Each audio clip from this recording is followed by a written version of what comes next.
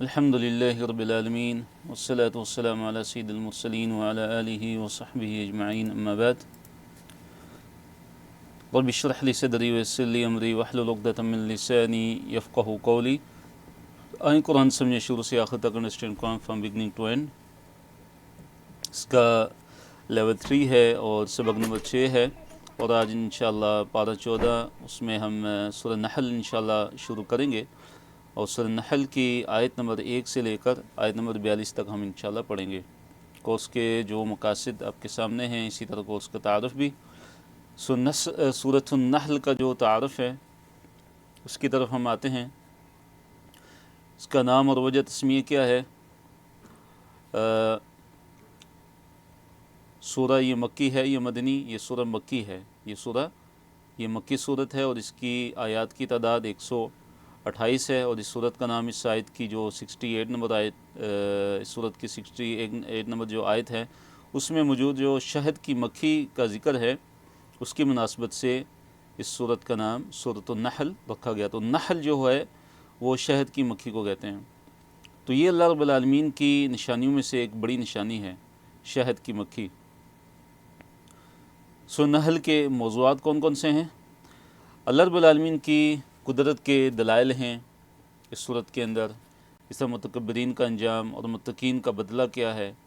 اللہ تعالیٰ کی وحدانیت کے بھی دلائل ہیں، جیسے اللہ تعالیٰ کی قدرت کے دلائل ہیں، تو اللہ تعالیٰ کے اکیلا ایک وحدہ لا شریک ہونے کے بھی دلائل ہیں۔ اس میں قیامت کا جو عقیدہ ہے، بعث بعد الموت، اس کا بھی اس بات کیا گیا، اس کو ثابت کیا گیا اس صورت کے اندر۔ اس طرح اللہ تعالیٰ کی نعمتوں کا ذکر کیا گیا ہے، اور اللہ تعالیٰ کی نعمتوں پر شکر۔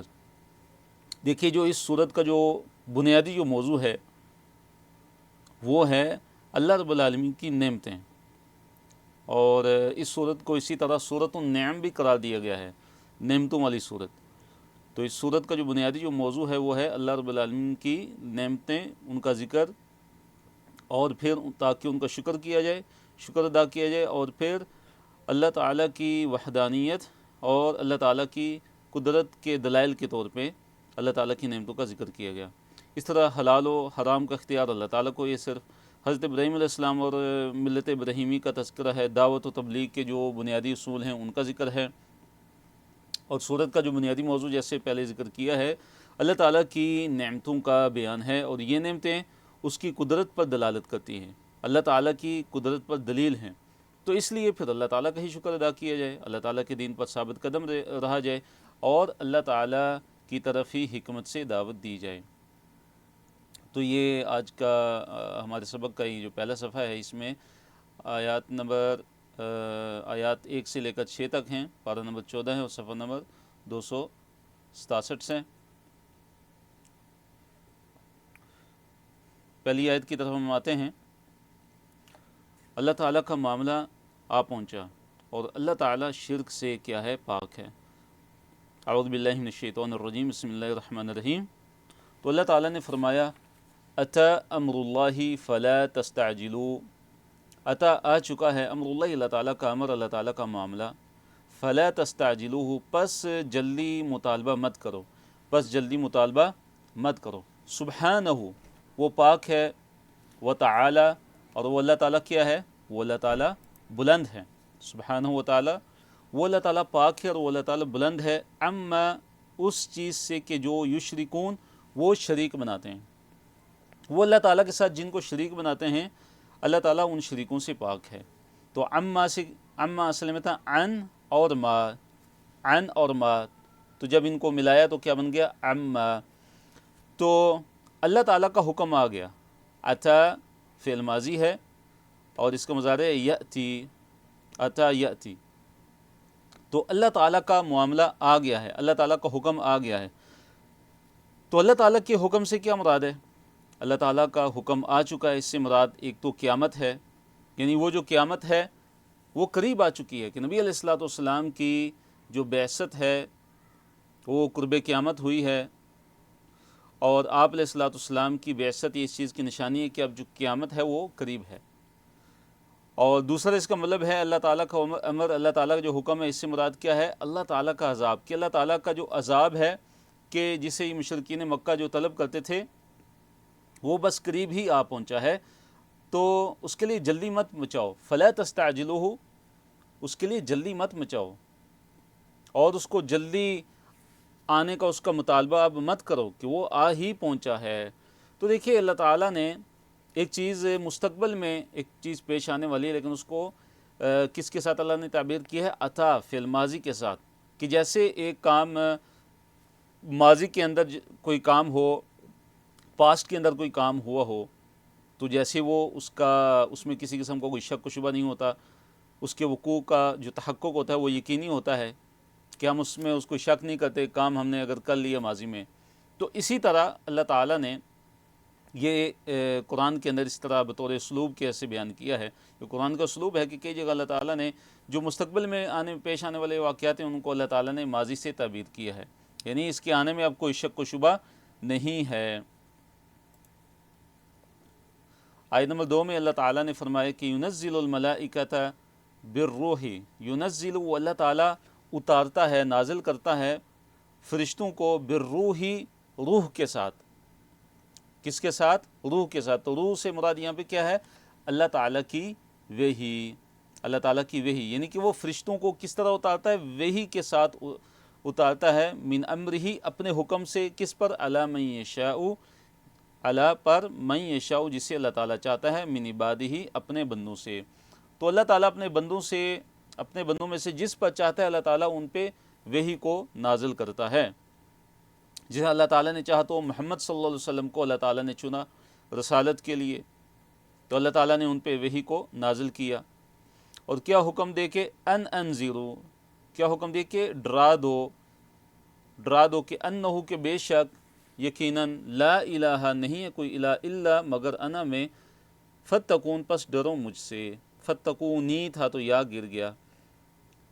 تو کیا حکم دے کر بھیجا اللہ تعالیٰ نے اپنے رسولوں کو، یا اپنے رسول محمد صلی اللہ علیہ وسلم کو، کہ ڈرا دو لوگوں کو، اور یہ بتا دو، اس چیز کا اعلان کر دو کہ میرے علاوہ، یعنی اللہ تعالیٰ کے علاوہ کوئی بھی الہ نہیں ہے، کوئی بھی معبود برحق تمہارا بالکل نہیں ہے۔ تو روح سے دیکھیے یہاں پہ مراد کیا ہے؟ وہی۔ روح کے اور بھی مطلب ہوتے ہیں، ایک جو انسانی روح ہے جو اللہ تعالیٰ جو جسم میں پھونکی جاتی ہے اللہ تعالیٰ کے حکم سے، وہ اللہ تعالیٰ کی مخلوق ہوتی ہے، اللہ تعالیٰ کی پیدا شدہ ہے۔ روح سے مراد جو قرآن کے اندر ہے، ایک اور اس کا مطلب جبرائیل علیہ السلام بھی ہیں، ان کو بھی روح کہا گیا ہے، اور جو وحی ہے اس کو بھی روح کہا گیا ہے۔ جی بارک اللہ فیکم۔ یہاں سے اللہ تعالیٰ نے اپنی نشانیوں کا تذکرہ کیا، اللہ تعالیٰ کی وحدانیت کے دلائل، زمین و آسمان کی پیدائش کا اللہ تعالیٰ نے تذکرہ کیا، اس کے بعد انسان کی پیدائش کا تذکرہ کیا، اور چوپاؤں کی تخلیق کا ذکر کیا اللہ تعالیٰ نے۔ تو یہ سارے کیا ہیں؟ اللہ تعالیٰ کی توحید کے دلائل ہیں۔ خلق السماوات والارض بالحق، پیدا کیا اللہ تعالیٰ نے آسمانوں کو اور زمین کو، بالحق، کی حق کے ساتھ، یعنی اللہ تعالیٰ نے بامقصد پیدا کیا ہے، بے مقصد اللہ تعالیٰ نے کسی بھی چیز کو پیدا نہیں کیا۔ تو آسمانوں اور زمین، آسمان کتنی عظیم مخلوق ہے اللہ تعالیٰ کی، زمین بھی، تو اللہ تعالیٰ نے ان کو عبث اور بے فائدہ پیدا نہیں کیا، بلکہ مقصد کے لیے اللہ تعالیٰ نے ان کو پیدا کیا ہے۔ تعالی، وہ بلند ہے، اما، اس سے، جو یشرکون، وہ شریک ٹھہراتے ہیں، یعنی اللہ تعالیٰ ان کے شرک سے کیا ہے؟ بلند ہے۔ خلق الانسان، اب انسان کی تخلیق کا ذکر اللہ تعالیٰ نے کیا، اور مقصد کیا ہے کہ اللہ تعالیٰ کی وحدانیت اور اللہ تعالیٰ کی قدرت کا اس بات کیا جائے، اس کو ثابت کیا جائے۔ خلق، پیدا کیا، الانسان، انسان کو، کس چیز سے اللہ تعالیٰ نے انسان کو پیدا کیا؟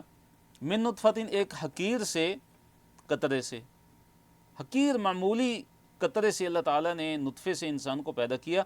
فَإِذَا، پس اچانک ہوا وہ، خصیم، جگڑنے والا، مبین، کھلم کھلا، بس وہ کیا ہے؟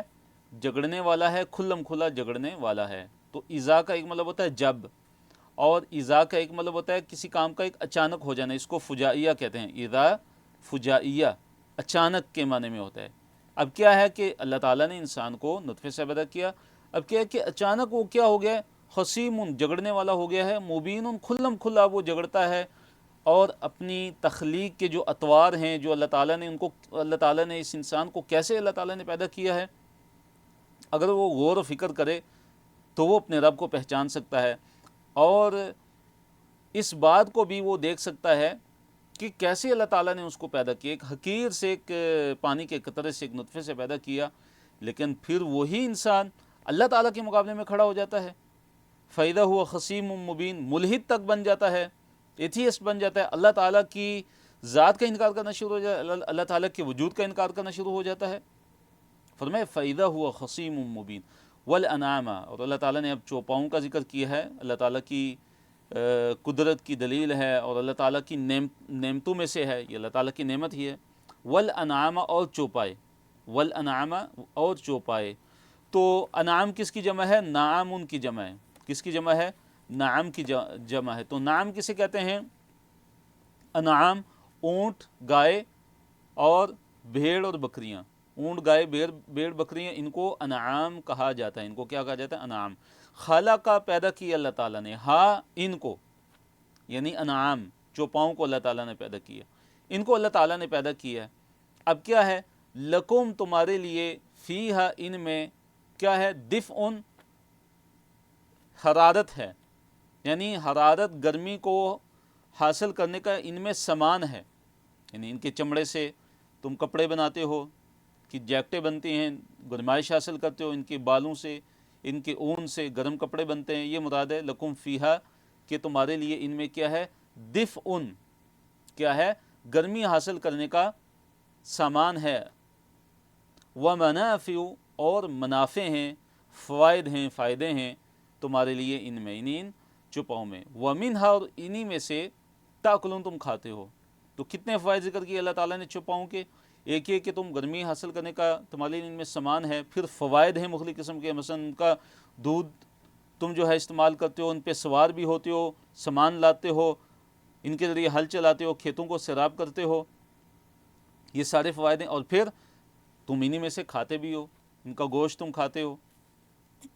وَلَكُمْ فِيهَا جَمَالٌ، اب جانوروں کی ایک خوبصورتی بھی ہے، دیکھیے اس کا ذکر اللہ تعالیٰ نے کیا، جمال کا اللہ تعالیٰ نے ذکر کیا ہے، خوبصورتی کا ذکر کیا ہے جو ان سے متعلقہ ہے، وہ کیا ہے؟ وَلَكُمْ، اور تمہارے لیے، فیہا، ان میں، یعنی ان چوپاؤں میں، جمال، جمال ہے اور خوبصورتی ہے۔ کب؟ حین، جب، تریحون، جب شام کو چرا کر تم ان کو لاتے ہو، جب شام کو تم ان کو چرا کر لے کر آتے ہو، جب وہ تمہارے گھروں میں آتے ہیں، تمہارے لیے کیا ہوتی ہے؟ ان میں تمہارے لیے خوبصورتی ہوتی ہے۔ اور فرمایا کہ وحین تسرحون، اور جب صبح چرانے کے لیے تم ان کو لے کے جاتے ہو تو اس وقت بھی تمہارے لیے ان میں کیا ہوتی ہے؟ خوبصورتی ہوتی ہے۔ تو یہ ان دو وقتوں میں کیا ہوتا ہے؟ لوگوں کے سامنے، لوگوں کی نظروں میں یہ آتے ہیں، یہ چوپائے، اور اس سے کیا ہوتا ہے؟ تمہارے حسن و جمال میں اضافہ ہوتا ہے، اور عرب کے اندر جن کے پاس یہ زیادہ ہوتے تھے تو ان کو زیادہ دولت مند سمجھا جاتا تھا۔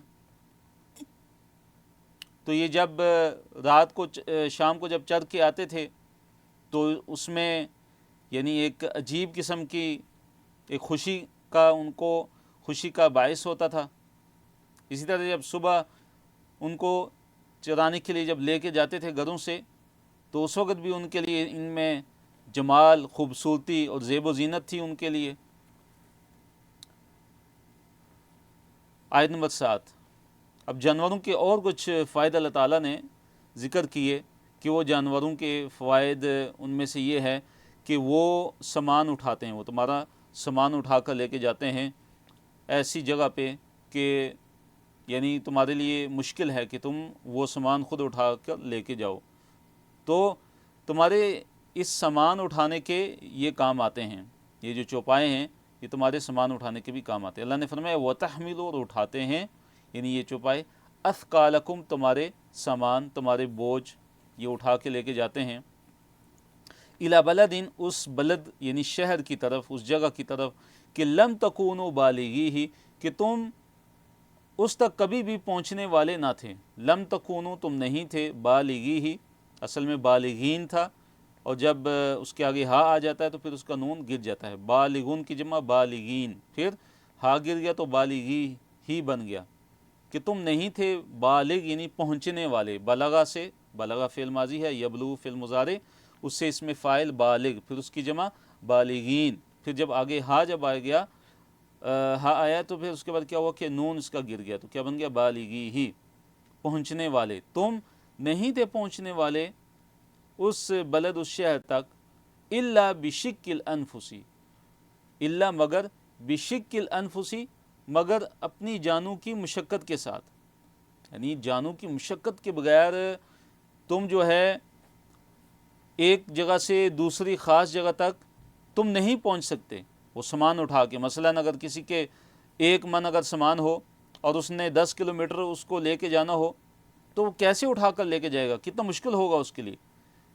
لیکن یہی جو اللہ تعالیٰ نے جانور پیدا کیے، یہ چوپائے پیدا کیے، تو ان پر سامان لاد کر وہ لے کے جا سکتے ہیں، تو یہ اللہ تعالیٰ نے بطور نعمت کے ذکر کیا۔ پھر فرمایا ان ربکم، کہ بے شک آپ کا رب، لرؤوف، بڑا ہی نرمی کرنے والا ہے، رحیم، اور بڑا ہی رحم کرنے والا ہے۔ پھر اللہ تعالیٰ نے یہ ذکر کیا، گھوڑے کا ذکر کیا، اس طرح خچروں کا اور گدھے کا، کہ یہ تمہارے کس کام آتے ہیں، تمہارے سواری کے کام آتے ہیں اور خوبصورتی کا یہ باعث ہیں۔ اور پھر فرمایا اللہ تعالیٰ نے کہ اللہ تعالیٰ تمہارے لیے وہ پیدا کرتا ہے کہ جس کو تم جانتے ہی نہیں ہو، والخیل، پھر فرمایا کہ اور گھوڑے، والبغال، اور خچر، والحمیر، اور گدھے، یعنی یہ بھی اللہ تعالیٰ نے تمہارے لیے پیدا کیے۔ اور مقصد بھی بیان کیا، کیا مقصد ہے، لِتَرْكَبُوهَا، تاکہ تم ان پر سوار ہو، تاکہ تم ان کی سواری لو، وَزِينَةً، اور زینت بھی ہے ان میں تمہارے لیے ان میں زیب و زینت بھی ہے، خوبصورتی بھی ہے، حسن و جمال اور زینت کا چونکہ جو احساس ہے وہ بھی انسان کی فطرت میں ہے، کہ صرف یہ نہیں کہ یہ فائدہ دیتے ہیں، بلکہ ان میں کیا ہے، تمہارے لیے خوبصورتی اور زینت بھی ہے۔ وَيَخْلُقُ، اور وہ پیدا کرتا ہے، یعنی اللہ تعالیٰ۔ تو یخلقو فعل مضارع، کیا وہ پیدا کرتا ہے اللہ تعالیٰ، ما، جو، لا تعلمون، تم نہیں جانتے۔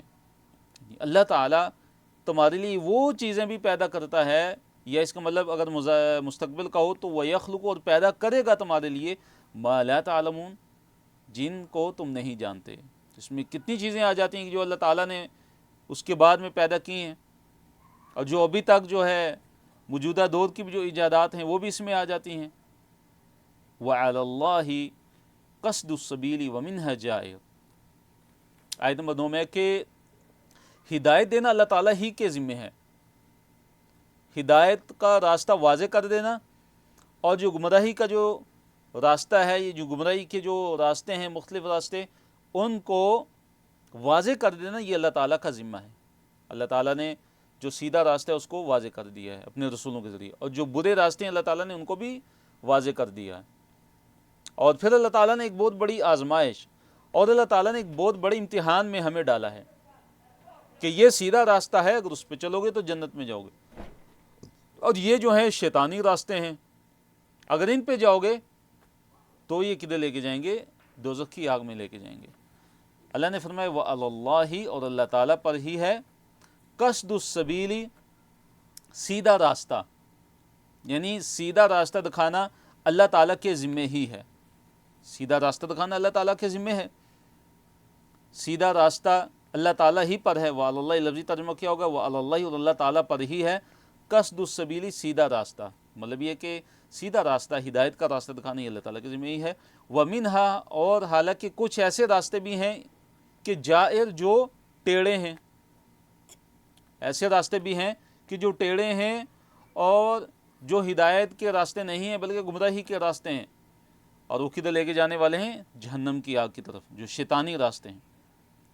پھر فرمایا وَلَوْ شَاءَ، اور اگر وہ چاہتا، لَهَدَاكُمْ، لا، یقیناً، ہدا، وہ ہدایت دے دیتا، تمہیں، اجمعین، سب کے سب کو، اگر اللہ تعالیٰ چاہتا تو سب کے سب کو ہدایت دے دیتا۔ اللہ تعالیٰ کے لیے کوئی مشکل تو نہیں، اور اللہ تعالیٰ نے صرف ایک لفظ کن کہنا ہے تو سارے کے سارے جو ہے وہ اہل ایمان بن جاتے، لیکن اللہ تعالیٰ کی یہ مشیت نہیں، اللہ تعالیٰ کی یہ مصلحت نہیں، اللہ تعالیٰ کی حکمت نہیں، بلکہ اللہ تعالیٰ نے آزمائش میں ڈالا ہے، اللہ تعالیٰ نے امتحان رکھا ہے کہ کون ہے جو اللہ تعالیٰ کو بغیر دیکھے اللہ تعالیٰ پر ایمان لائے، اور اللہ تعالیٰ کی جو جنت ہے اس کو بغیر دیکھے اس کے لیے تڑپ رکھے اور اس کے لیے نیک اعمال کرے۔ اگر اللہ تعالیٰ یہ چاہتا تو پھر سارے کے سارے ایک ہی ہوتے، پھر اس میں وہ فائدہ نہیں تھا، وہ مصلحت حاصل نہیں ہو سکتی تھی۔ پھر کیسے تمیز ہوتی حق اور باطل کے درمیان، برے اور اچھے کے درمیان، کیسے پتہ چلتا؟ سارے ایک جیسے ہی ہوتے اور وہ سارے ہی اہل ایمان ہوتے تو یہ اللہ تعالیٰ کی حکمت نہیں تھی۔ بارش اور نکالے اس سے نباتات، اللہ تعالیٰ نے پانی اتارا اور اس سے نباتات و پھل نکالے۔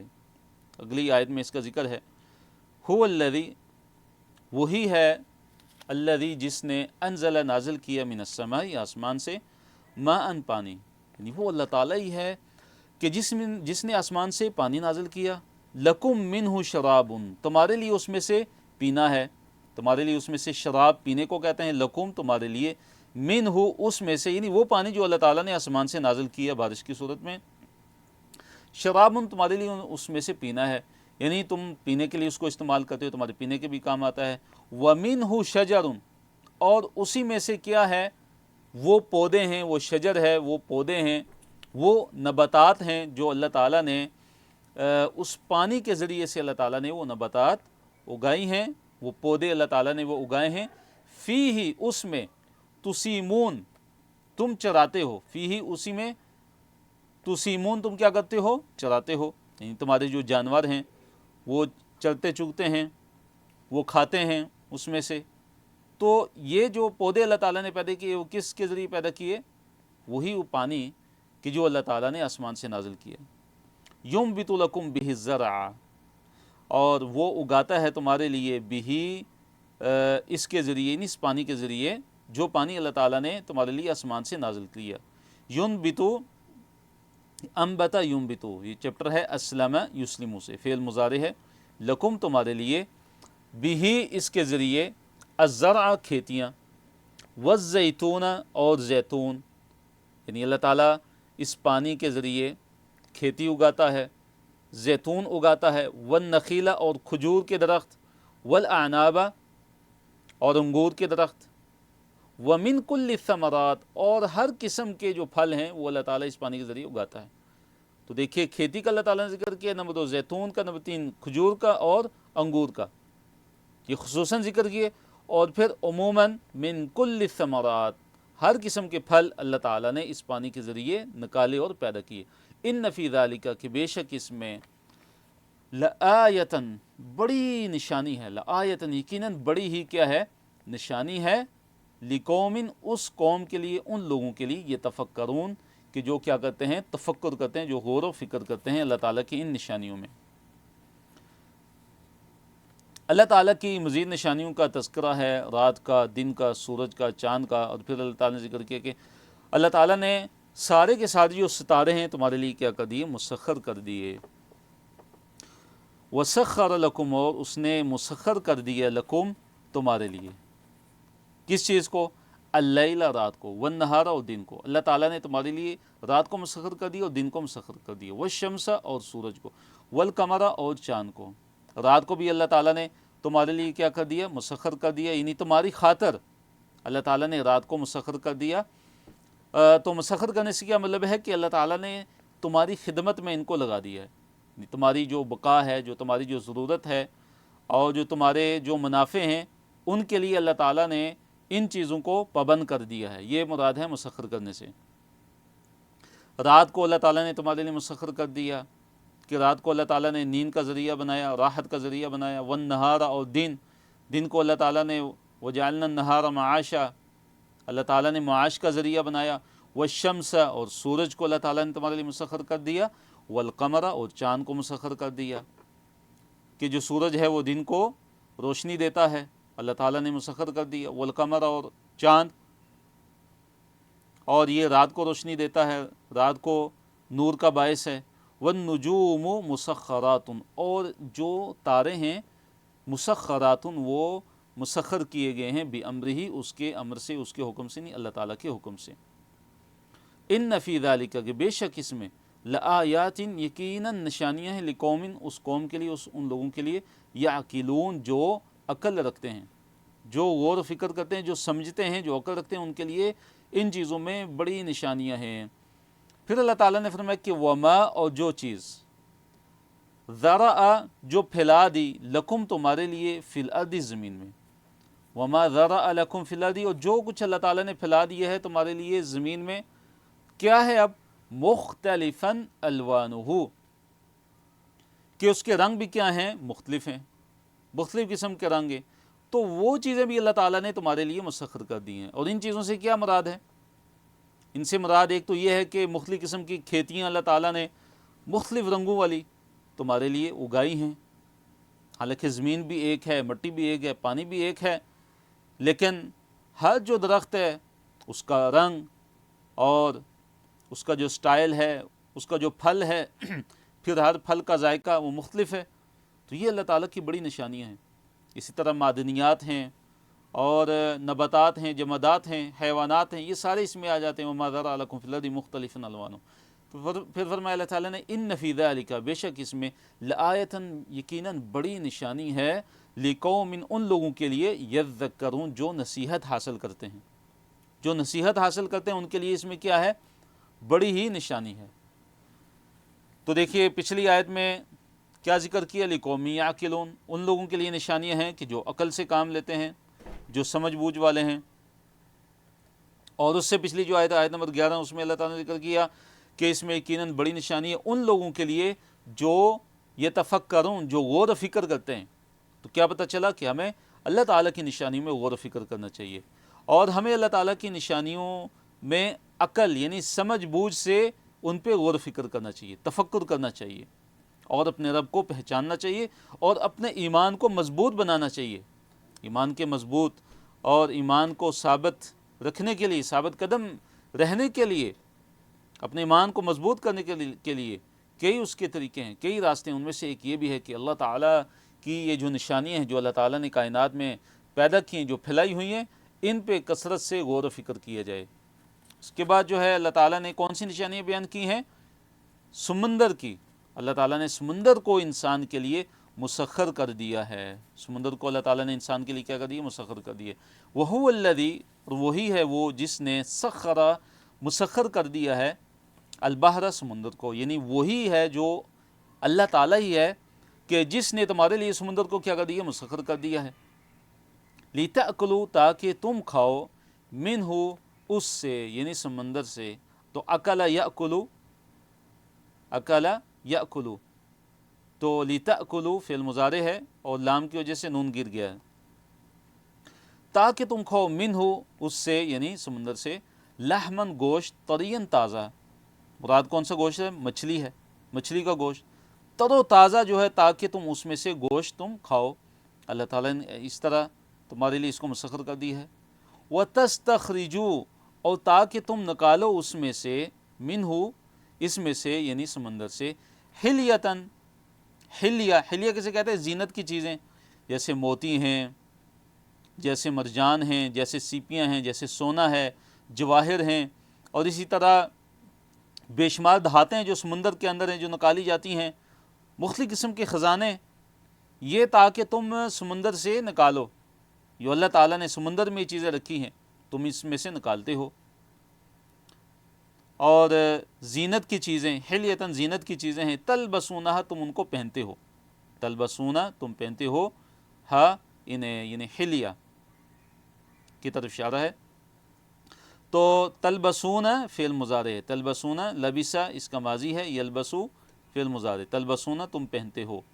وَتَرَى الْفُلْكَ، اب کشتیوں کا ذکر اللہ تعالیٰ نے کیا، سمندری جہازوں کا اللہ تعالیٰ نے ذکر کیا۔ وَتَرَى، اور تم دیکھتے ہو، کس چیز کو تم دیکھتے ہو؟ الفلک، کشتیوں کو، تم کشتیوں کو سمندر میں دیکھتے ہو۔ مواخر فیہ، مواخر، کہ وہ چیرتی ہیں، فیہ، اس میں، یعنی سمندر میں، سمندر کے پانی کو چیر کر وہ چلتی ہیں۔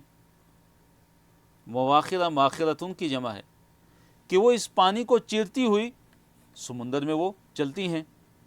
وَلِتَبْتَغُوا مِنْ فَضْلِهِ، اور تاکہ تم تلاش کرو، من فضلہ، اس کے فضل میں سے، تاکہ تم اللہ تعالیٰ کے فضل کو تلاش کرو۔ وَلَعَلَّكُمْ تَشْكُرُونَ، اور تاکہ تم شکر ادا کرو۔ تو اللہ تعالیٰ کا جو فضل ہے وہ کیا ہے؟ سمندر میں جو رزق کے اسباب جو سمندر کے ساتھ وابستہ ہیں وہ سارے اس میں آ جاتے ہیں. وَلِتَبْتَغُوا مِنْ فَضْلِهِ وَلَعَلَّكُمْ تَشْكُرُونَ تاکہ تم شکر ادا کرو. تاکہ تم کیا ادا کرو؟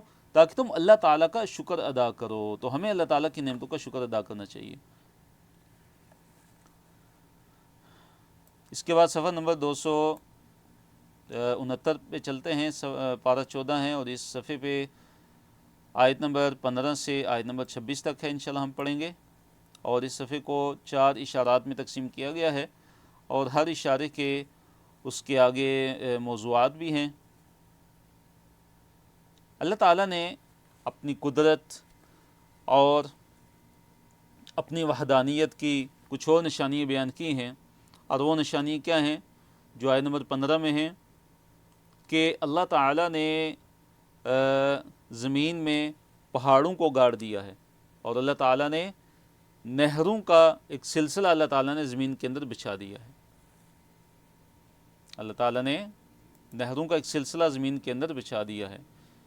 وَأَلْقَى آیت نمبر 15 وَأَلْقَى اور گاڑ دیے اس نے یعنی اللہ تعالیٰ نے فِي الْأَرْضِ زمین میں رواسیہ پہاڑ اٹل پہاڑ اللہ تعالیٰ نے زمین میں کیا کر دیے؟ گاڑ دیے. رواسیہ راسیت ان کی جمع ہے، مراد پہاڑ ہیں. اور مقصد کیا ہے؟ پہاڑوں کو اللہ تعالیٰ نے جو زمین پہ گاڑا ہے، زمین پہ رکھا ہے، جو پیدا کیا ہے پہاڑوں کو، اس کا مقصد کیا ہے؟ ان تمید بکم، ان یہ کہ تمیدہ کہ وہ تمہیں ہلا نہ دے، تمہیں ہلا نہ دے، بکم تمہیں، ان یہ کہ تمیدہ وہ ہلا دے، بکم تمہیں. کہ اللہ تعالیٰ نے پہاڑوں کو اس مقصد کے لیے پیدا کیا کہ کہیں جو زمین ہے وہ تمہیں نہ ہلا دے. معذرت مراد کے ان تمیدہ مادہ یمیدو سے فعل مضارع ہے، مادہ یمیدو کسی چیز کو ہلا دینا، کسی چیز کو ہلا دینا. تو مطلب یہ ہے کہ اللہ تعالیٰ نے جو پہاڑ گاڑ دیے زمین میں، جو پہاڑوں کو پیدا کیا، تو اس کا مقصد کیا ہے کہ تاکہ جو زمین ہلنا نہ شروع ہو جائے. اب خود دیکھیے، خود سوچئے کہ اگر یہ پہاڑ نہ ہوتے تو کیا ہوتا؟ یہ زمین ہلنا شروع ہو جاتی. اگر یہ زمین ہلتی تو کیا ہم اس زمین میں ایسے رہ سکتے تھے؟ اور خود دیکھیے، سوچئے کہ جب زلزلہ آتا ہے تو کتنا خوفناک منظر ہوتا ہے. زلزلہ جب آتا ہے تو کتنا عجیب اور خوفناک منظر ہوتا ہے. تو اللہ تعالیٰ نے مہربانی کی، اللہ تعالیٰ کا یہ کرم ہے، یہ اللہ تعالیٰ کا فضل ہے کہ اللہ تعالیٰ نے اس زمین پہ پہاڑوں کو گاڑ دیا کہ زمین کہیں ہلنا نہ شروع ہو جائے. ان تمید بکم وانہارا، اور اللہ نے فرمایا کہ اور اللہ تعالیٰ نے کیا پیدا کی؟ انہار، نہر ان کی جمع ہے، نہریں اللہ تعالیٰ نے پیدا کر دی ہیں اس زمین کے اندر. وسبلا، اور راستے اللہ تعالیٰ نے اس زمین کے اندر بنا دی. راستے ہی نہیں اللہ تعالیٰ نے بنائے، نہریں اللہ تعالیٰ نے بنا دی، نہریں جاری کر دی.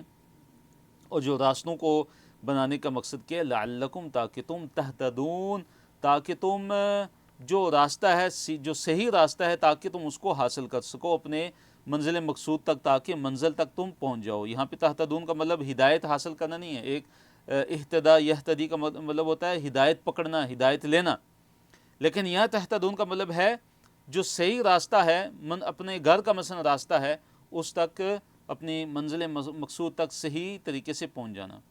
وَعَلَامَاتٍ، اور اللہ تعالیٰ نے علامتیں بنائی. علامات، علامت ان کی جمع ہے. اور اللہ تعالیٰ نے کیا بنائی؟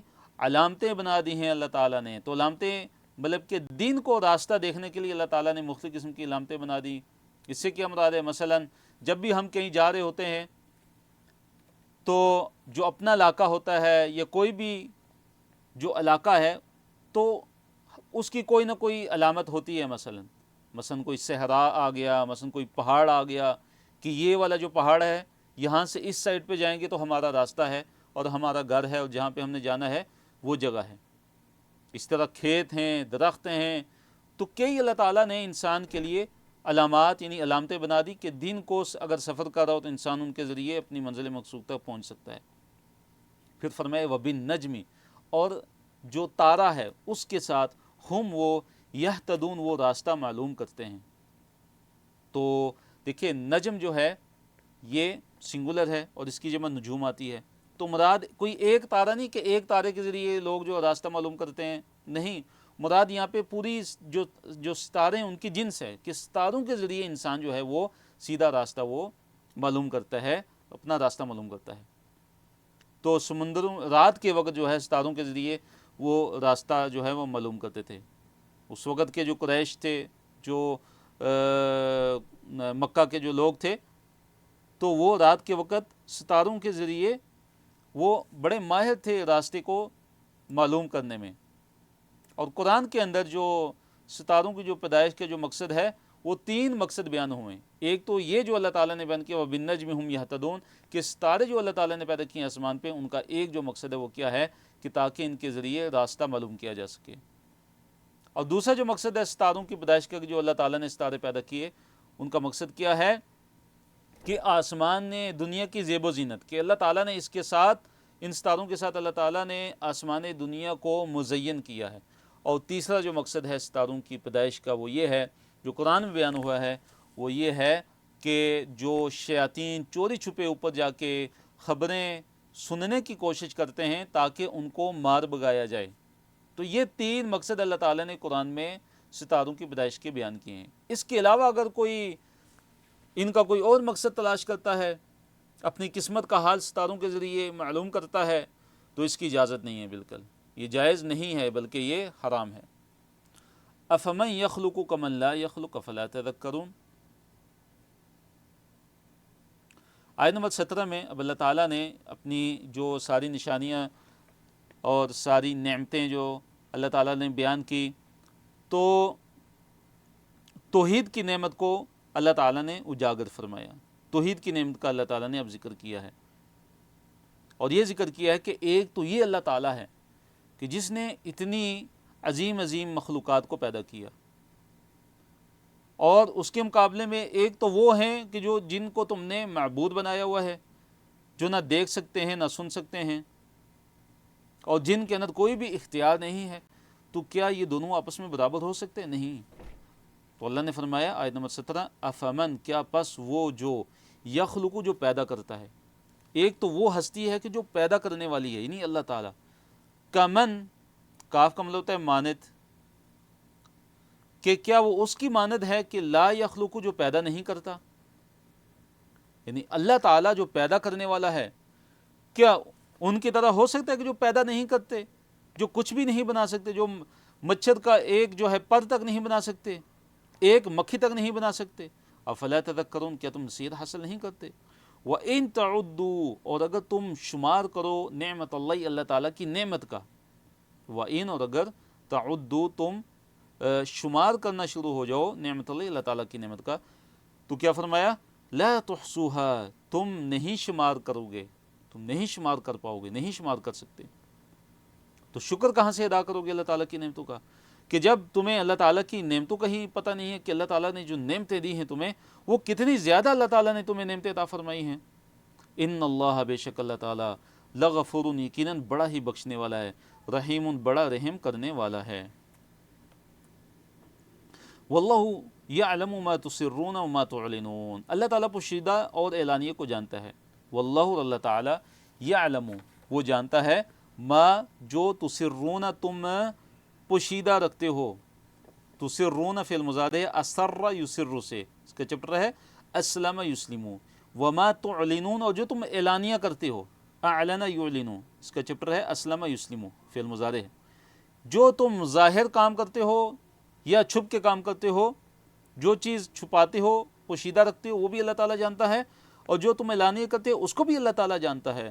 والذین یدعون من دون اللہ لا یخلقون شیئا وهم یخلقون۔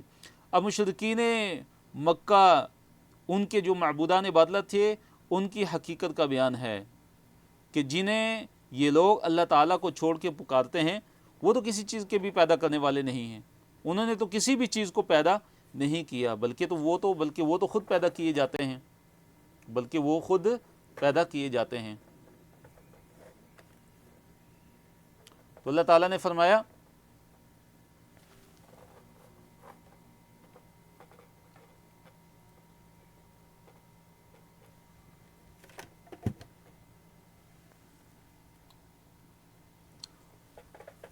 والذین یدعون، جن لوگوں کو یہ پکارتے ہیں من دون اللہ، اللہ تعالیٰ کے سوا، لا یخلقون، وہ نہیں پیدا کرتے، شیئن، کوئی بھی شے، کوئی بھی چیز، وہم، اور وہ، یخلقون، پیدا کیے جاتے ہیں، یعنی ان کے معبودان جن کی عبادت کرتے ہیں یہ تو کچھ بھی پیدا کرنے والے نہیں ہیں، بلکہ یہ خود پیدا کیے گئے ہیں، بلکہ یہ خود پیدا کیے جاتے ہیں۔ اموات، یہ تو مردہ ہیں، غیر احیاء، یہ تو زندہ نہیں ہیں، یہ مردہ ہیں، زندہ نہیں ہیں، وما یشعرون، اور وہ نہیں جانتے، وہ شعور نہیں رکھتے، ایانا، کہ کب، یبعثون، وہ اٹھائے جائیں گے۔ ان کو تو اتنا تک نہیں پتا کہ کب قیامت ہونے والی ہے اور کب سب کو اپنی قبروں سے اٹھایا جائے گا۔ تو اللہ تعالیٰ نے مشرکین مکہ کے جو معبودان تھے، ان معبودان باطلہ، ان کی حقیقت کا تذکرہ کیا، ان کی حقیقت کو بیان کر دیا کہ یہ تو ان لوگوں کو پکارتے ہیں کہ جو تو کچھ بھی پیدا کرنے والے نہیں ہیں، بلکہ ان کے جو معبودان ہیں جن کی عبادت کرتے ہیں، یہ بت اور یہ مورتیاں، یہ تو خود یہ پیدا کیے گئے ہیں۔ اموات، یہ تو مردہ ہیں، غیر احیاء، یہ زندہ نہیں ہیں، وما یشعرون، اور وہ شعور نہیں رکھتے، وہ نہیں جانتے، ایان یبعثون، کہ کب ان کو دوبارہ اٹھایا جائے گا، کب ان کو دوبارہ زندہ کیا جائے گا۔ تو اسی میں وہ معبودان بھی ہیں کہ جن کو، جو فوت شدہ اللہ تعالیٰ کے نیک لوگ ہیں، اللہ تعالیٰ کے نیک ولی ہیں، جو اولیاء ہیں، کہ جن کو یہ لوگ اللہ تعالیٰ کو چھوڑ کے مدد کے لیے پکارتے ہیں، یہ بھی ان میں داخل ہیں، جو اللہ تعالیٰ نے فرمایا کہ وما یشعرون ایان یبعثون، کہ یہ شعور نہیں رکھتے کہ کب وہ اٹھائے جائیں گے۔ تو یہ جو بات ہے یہ کن پہ صادق آتی ہے؟ ان لوگوں پہ کہ جو اللہ تعالیٰ کے جو نیک لوگ جو فوت شدہ ہیں اور یہ دنیا کے اندر ان کی عبادت کرتے ہیں، ان کو پیچھے پکارتے ہیں، ان کو مدد کے لیے پکارتے ہیں۔ تو اللہ تعالیٰ نے واضح فرما دیا کہ لا یخلقون شیئا وہم یخلقون، یہ کسی چیز کو پیدا نہیں کر سکتے، وہم یخلقون، بلکہ یہ تو خود پیدا کیے گئے ہیں، یہ تو مردہ ہیں، غیر احیاء، یہ زندہ نہیں ہیں، یہ کچھ بھی دینے والے نہیں ہیں، کچھ بھی نہیں دے سکتے، یہ تو کچھ سن بھی نہیں سکتے، اور ان کو تو شعور بھی نہیں ہے، ان کو تو علم بھی نہیں ہے کہ یہ کب اٹھائے جائیں گے۔ تو اس سے پتہ چلتا ہے کہ جو خدا ہے، جو معبود برحق ہے، اس کے لیے لازمی ہے کہ اس کو قیامت کا علم ہو۔ معبود وہ ہوتا ہے کہ جس کو پتہ ہوتا ہے کہ قیامت کب آنے والی ہے۔ وما یشعرون ایان یبعثون، تو وہ اللہ رب العالمین کی ذات ہی ہے، جو اکیلا وحدہ لا شریک ہے، کہ جس کو پتہ ہے، صرف اللہ ہی کو معلوم ہے کہ قیامت کب آئے گی۔ آیت نمبر 22 میں الہکم الہ واحد، الہکم تمہارا جو الہ ہے، الہ، وہ الہ ہے، وہ ایک ہے، وہ معبود ہے، واحد، ایک، الہکم، تمہارا الہ، تمہارا معبود، الہ واحد، وہ ایک ہی الہ ہے، تمہارا جو معبود ہے وہ ایک ہی معبود ہے۔ فالذین، پس وہ لوگ، لا یؤمنون بالآخرۃ، جو نہیں مان رکھتے آخرت پر، قلوبہم، ان کے دل کیا ہیں، منکرۃ، ان کے دل انکار کرنے والے ہیں، جو آخرت پر ایمان نہیں رکھتے، ان کے دل کیا ہیں، منکرہ، انکار کرنے والے ہیں، وہ دلیل کو نہیں مانتے، ان کے دلوں پر مہر لگ چکی ہے، وہم مستکبرون، اور وہ استکبار، اور وہ بڑے ہی زیادہ تکبر کرنے والے ہیں۔ اس طرح آپ دیکھیں گے کہ جو بھی مشرک ہے، جو بھی شرک کرنے والا ہے، وہ متکبر بھی ہوتا ہے، وہ مستکبر ہوتا ہے، وہ تکبر کرنے والا بھی ہوتا ہے، وہ حق کو کسی بھی طور پہ قبول کرنے والا نہیں ہوتا۔ تو تین خرابیاں جو ہیں، یہ منکرین، یہ اللہ تعالیٰ کے انکار کرنے والے، یہ اللہ تعالیٰ پر ایمان نہ لانے والے، یہ اللہ تعالیٰ کے ساتھ شریک کرنے والے، تو ان کی تین نشانیاں اور تین اعمال اور تین خصلتیں یہاں بیان ہوئی ہیں۔ ایک یہ کہ لا یؤمنون بالآخرہ، یہ آخرت پر ایمان نہیں لاتے۔ دوسرا یہ کہ قلوبہم منکرہ، ان کے جو دل ہیں وہ منکرہ، وہ انکار کرنے والے ہیں، ان کے دلوں پر مہر لگ چکی ہے۔ اور تیسری خصلت اور تیسرا ان کا عمل کیا بیان فرمایا، وہم مستکبرون، اور وہ بڑے ہی زیادہ تکبر کرنے والے ہیں۔ لا جرم، اللہ تعالیٰ نے فرمایا کہ اس میں کوئی شک نہیں ہے، ان اللہ، کہ بے شک اللہ تعالیٰ، یعلم، جانتا ہے، ما یسرون جو وہ پوشیدہ رکھتے ہیں، جو وہ چھپاتے ہیں، وما یعلنون اور جو وہ ظاہر کرتے ہیں، جو کچھ بھی وہ چھپا لیتے ہیں اعمال میں سے اور جو کچھ بھی وہ اعمال میں سے ظاہر کرتے ہیں، یعلم اللہ تعالیٰ جاننے والا ہے، اور پھر اللہ تعالیٰ ان کو اس پہ جزا بھی دے گا۔ انہ بے شک وہ لا یحب وہ نہیں محبت کرتا المستکبرین ان لوگوں کو کہ جو تکبر کرتے ہیں، جو غرور کرتے ہیں، تکبر کرتے ہیں، اللہ تعالیٰ ان کو بالکل پسند نہیں کرتا، اللہ تعالیٰ ان سے محبت نہیں کرتا۔ جیسے کہ نبی علیہ الصلوۃ والسلام نے بھی ارشاد فرمایا، حدیث کے اندر ہے کہ لا يدخل الجنة من كان في قلب مثقال حبة من کبر، کہ وہ بندہ جنت میں داخل نہیں ہوگا کہ جس کے دل کے اندر ایک رائی کے دانے کے برابر بھی تکبر ہوگا، غرور ہوگا۔ تو اس کا معاملہ بڑا ہی نازک ہے تکبر کا، کہ انسان اپنے آپ کو کوئی ہستی سمجھنا شروع ہو جائے، اپنے آپ کو کوئی بہت بڑا سمجھنا شروع ہو جائے اور دوسروں کو اپنے آپ سے حقیر سمجھنا شروع ہو جائے، یہ تکبر ہے۔ حدیث کے اندر ہے کہ تکبر کیا ہے، فرمایا کہ الکبر بطر الحق وغمط الناس، کبر یعنی تکبر یہ ہے کہ انسان جو ہے حق کا انکار کر دے، اس کے سامنے حق بات آتی ہے، سچی بات آتی ہے تو اس کو انکار کر دیتا ہے، یہ کبر ہے، یہ تکبر ہے۔ اور وغمط الناس اور لوگوں کو اپنے آپ سے حقیر جاننا، لوگوں کو اپنے آپ سے حقیر سمجھنا، یہ تکبر ہے۔ وَإِذَا، اب یہ دیکھیے مستکبرین، یہ جو مستکبرین ہیں، جو بہت زیادہ تکبر کرنے والے ہیں، اب ان کا کیا رویہ ہے کہ جب ان سے پوچھا جاتا ہے کہ اللہ تعالیٰ نے کیا اتارا ہے، تمہارے رب نے کیا اتارا ہے، تو وہ کہتے ہیں کہ اساطیر الاولین، یہ تو پہلوں کی کہانیاں ہیں، جھوٹی کہانیاں، نعوذ باللہ۔ وَإِذَا، اور جب قیل ان سے کہا جاتا ہے، لہم ان سے، ماذا کیا انزل نازل کیا ربکم تمہارے رب نے، جب انہیں کہ ان سے کہا جاتا ہے کہ تمہارے رب نے کیا چیز نازل کی، تو قالوا وہ کہتے ہیں اساطیر الاولین، کہ یہ پچھلوں کی جھوٹی کہانیاں ہیں، نعوذ باللہ۔ قرآن کے بارے میں کیا کہتے تھے کہ یہ تو اولین کی اساطیر یعنی کہانیاں ہیں، جھوٹی کہانیاں ہیں۔ تو اساطیر اسطورتن کی جمع ہے، اساطیر کس کی جمع ہے؟ اسطورتن۔ اسطورہ کسے کہتے ہیں کہ ایسی کہانی کہ جو بالکل بے اصل ہو، بے بنیاد ہو، جھوٹی ہو، افسانے کہ جس کی کوئی اصل نہ ہو۔ اب اللہ تعالیٰ نے آیت نمبر 25 میں ذکر کیا کہ یہ جو کفار ہیں، اب یہ کیا ہوگا کہ قیامت کے دن ایک تو یہ اپنے گناہوں کو اپنی پیٹھوں پر لادے ہوئے ہوں گے، یہ اپنے گناہوں کو بھی قیامت کے دن اپنی پیٹھوں پر لادے ہوئے ہوں گے، اور ان کے جو گناہ ہوں گے وہ ان کو جسم دیے جائیں گے۔ تو دیکھیں کتنا خوفناک منظر ہوگا کہ ان کے جو گناہ ہوں گے ان کو جسم ملیں گے اور وہ اپنی پیٹھوں پر کیسے یہ لادیں گے۔ اور پھر فرمایا کہ جن لوگوں کو انہوں نے بغیر علم کے گمراہ کیا تھا، ان کے وہ گناہ بھی یہ اپنی پیٹھوں پر قیامت کے دن لادے ہوئے ہوں گے، لیحملوا تاکہ وہ اٹھائیں، حمل یحملوا، حمل یحملوا کون سا چیپٹر ہے؟ ضرب یضرب، تو اس سے فعل مضارع اور نون آگے سے گر گیا، یحملون تھا تو کیا بنا؟ لیحملوا تاکہ وہ اٹھائیں، اوزارہم ان کے بوجھ، کاملتاً پورے کے پورے، کاملتاً پورے کے پورے وہ اٹھائیں، یوم القیامت قیامت کے دن۔ کفار قیامت کو اپنے گناہوں کے بوجھ کیا کریں گے؟ اٹھائے ہوئے ہوں گے اپنی پیٹھوں پہ۔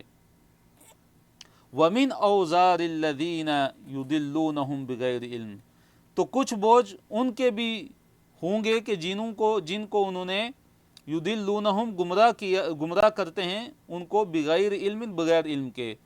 کچھ بوجھ جو ایسے ہوں گے جو اٹھائے ہوئے ہوں گے ان لوگوں کے ہوں گے کہ جن کو یہ دنیا میں گمراہ کرتے ہیں بغیر علم کے۔ یضلون فعل مضارع اضل یضل سے، چیپٹر ہے اسلم یسلم۔ اوزار وزر ان کی جمع ہے، بوجھ۔ تو اللہ نے فرمایا الا سن لو، الا سن لو، سا بڑا ہی برا ہے، ما یزرون جو وہ بوجھ اٹھا رہے ہیں، وہ جو بوجھ اٹھا رہے ہیں وہ بڑا ہی کیا ہے؟ برا ہے۔ پہلے لوگوں کا جو مکر ہے، پہلے جو لوگ گزر چکے ہیں جنہوں نے اپنے انبیاء کے ساتھ بڑی بڑی سازشیں کی، بڑی بڑی ان کے خلاف تدبیریں کی، چالیں چلی، لیکن پھر کیا ہوا؟ دنیا میں ہی اللہ تعالیٰ نے ان کو ان کا انجام جو ہے وہ دکھایا، کہ یہاں تک کہ ان کے گھر ان کے اوپر آ کر گر گئے۔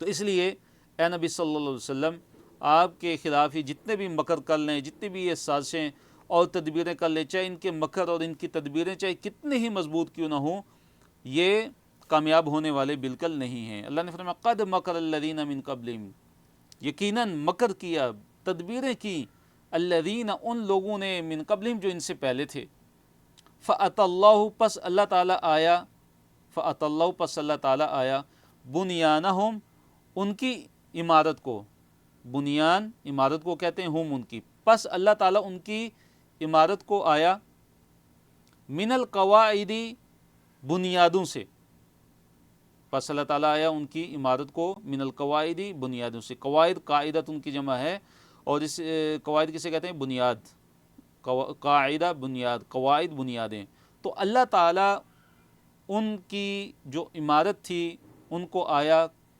بنیادوں سے، پھر کیا ہوا؟ فخر پس گر گئی، علیہم ان پر، السقف چھت، من فوقہم ان کے اوپر سے، تو خر فعل ماضی ہے، یخر فعل مضارع اس کا ہوگا، فخر پس گر گئی علیہم ان کے اوپر، ان پر، السقف، سقف کسے کہتے ہیں؟ چھت کو، سقف چھت، من فوقہم ان کے اوپر سے، اور وَأَتَاهُمْ اور آیا ان کو، العذاب عذاب، من حیث وہاں سے، کہ لا یشعرون وہ سمجھتے ہی نہیں تھے، جہاں سے ان کا وہم و گمان بھی نہیں تھا وہاں سے ان پہ اللہ تعالیٰ کا عذاب ہے۔ تو کیا مراد ہے اس سے کہ اللہ تعالیٰ نے کیسے ان پہ اپنا عذاب نازل کیا؟ کہ اللہ تعالیٰ یہ جو آیا نا فَأَتَى اللَّهُ بُنْيَانَهُمْ، اللہ تعالیٰ ان کی عمارت پہ آیا، تو مراد ہے کہ اللہ تعالیٰ کا عذاب آیا، اللہ تعالیٰ کا ایسا عذاب آیا کہ ان کے جو گھروں کی جو بنیادیں تھیں وہ اللہ تعالیٰ نے زلزلے سے ہلائیں، اور وہ چھتیں ان کے اوپر گر گئیں اور وہ اس میں ہلاک ہو گئے۔ یعنی یہ کفار مشرکین جو اس سے پہلے جو تھے، ان سے جو پہلے کے جو لوگ تھے، اور جو اپنے انبیاء کے ساتھ سازشیں کرتے تھے اور ان کو اذیت و تکالیف دیتے تھے اور ان پر ایمان نہیں لاتے تھے، تو ان کا اللہ تعالیٰ نے حشر بیان کیا ہے ان مشرکین مکہ کو بتانے کے لیے کہ دیکھو اگر تم وہ کام کرو گے کہ جیسے انہوں نے کیا تو تمہارا بھی یہی حال ہونے والا ہے، پھر تمہارے ساتھ بھی یہی ہو سکتا ہے، اس لیے تم ڈر جاؤ۔ کہ ان پر کیسے اللہ تعالیٰ کا عذاب آیا کہ اللہ تعالیٰ نے ان کی بنیادوں کو ہلاک کے رکھ دیا، ایسا زلزلہ آیا کہ جو سقف یعنی جو چھت ہے ان کے اوپر سے گر گئی، اور وہاں سے اللہ تعالیٰ کو ان پر عذاب آیا کہ جہاں سے وہ سمجھ ہی نہیں رکھتے تھے، جہاں سے وہ سوچ بھی نہیں سکتے تھے۔ جی، ثم یوم القیامت، اب آخرت کا اب عذاب ہے وہ کیا ہوگا؟ یہ تو دنیا کا عذاب تھا کہ دنیا میں ان پر اللہ تعالیٰ کی طرف سے ہلاکت نازل ہوئی، آیت نمبر 27، ثم یوم القیامت، پھر قیامت کے دن، یخزیہم وہ ان کو رسوا کرے گا، ویقول اور کہے گا، این کہاں ہیں، شرکائی میرے شرکا، الذین کہ وہ، کنتم تم تھے، تشاکون لڑتے جھگڑتے رہتے تھے، فیہم ان کے بارے میں۔ اب جب قیامت کا دن ہوگا تو اللہ تعالیٰ ان سے پوچھیں گے، ان مشرکین سے، ان کفار سے، کہ دنیا کے اندر جو تم نے اپنے زعم میں میرے شریک بنا رکھے ہوئے تھے، آج وہ کدھر ہیں؟ وہ آج وہ کہاں چلے گئے ہیں؟ کہ وہ شریک کے جن شریکوں کی وجہ سے تم جو ہے اہل ایمان سے لڑتے جھگڑتے رہتے تھے، تشاکون، تو شاک کا یشاکو، تو تشاکون فعل مضارع ہے کہ تم جو ہے دنیا میں اہل ایمان سے، تشاکون نہ لڑتے جھگڑتے رہتے تھے اہل ایمان سے، اہل توحید سے، فیہم ان کے بارے میں، یعنی ان معبودان باطلہ کے بارے میں تم ان کی حمایت کرتے تھے، اپنے معبودوں کی حمایت کرتے تھے اور اہل ایمان سے لڑتے جھگڑتے رہتے تھے، آج وہ کہاں پہ ہیں؟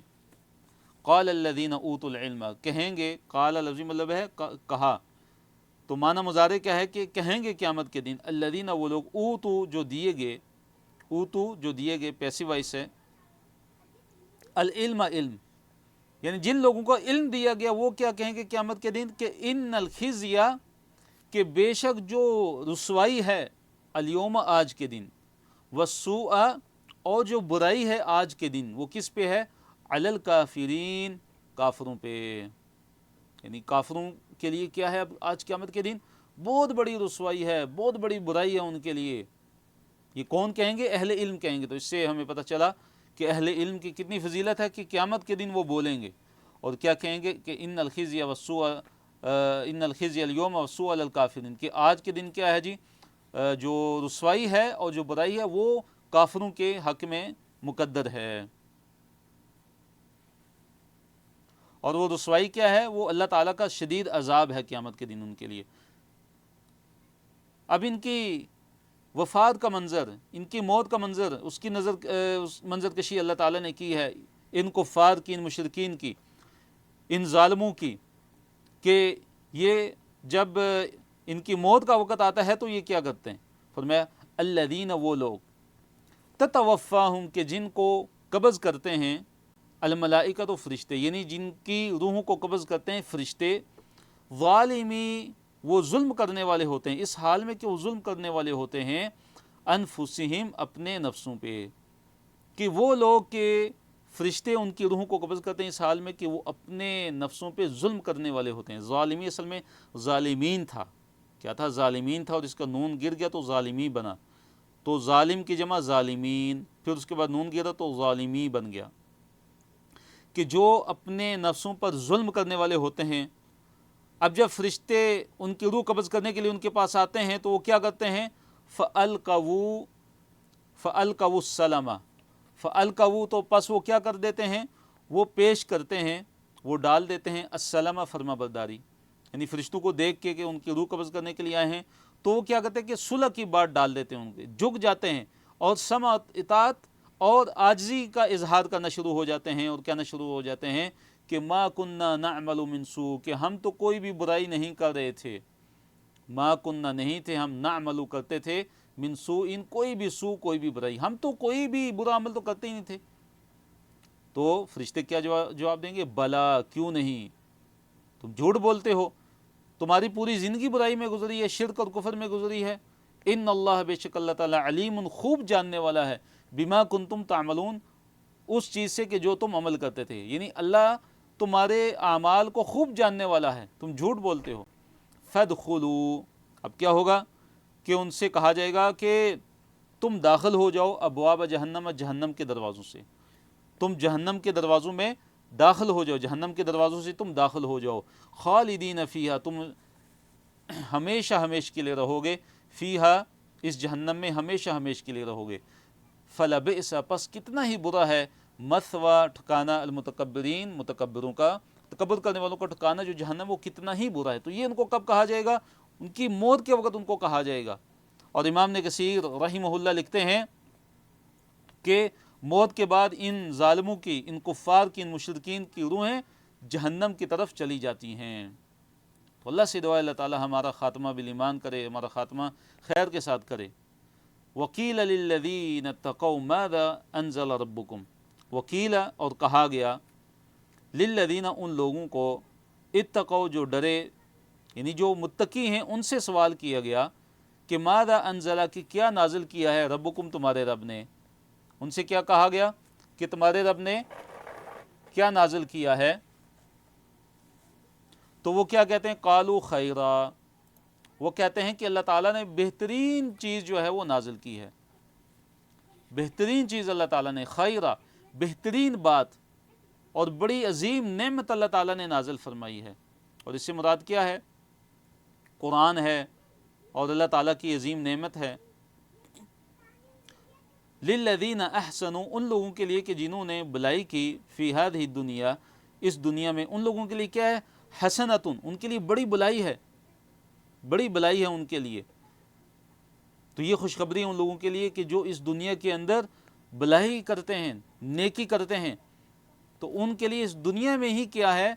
اللہ تعالیٰ کی طرف سے حسنہ کا وعدہ ہے۔ یعنی حسنہ سے مراد کیا ہے؟ اللہ تعالیٰ کی نصرت، اور اللہ تعالیٰ کی طرف سے وسیع رزق کا وعدہ ہے۔